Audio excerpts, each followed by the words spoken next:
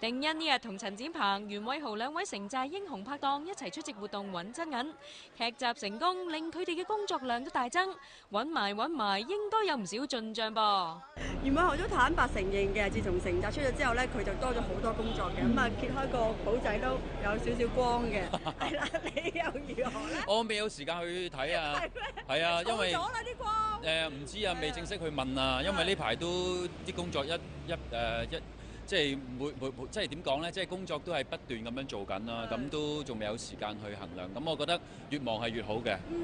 城寨都好大機會喺即係台慶頒獎典禮咧就攞獎嘅，個個都有提名。你自己點睇？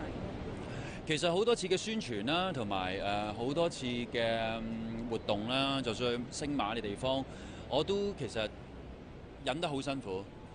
係啊，忍得好辛苦嘅意思就係我忍住多謝好多人。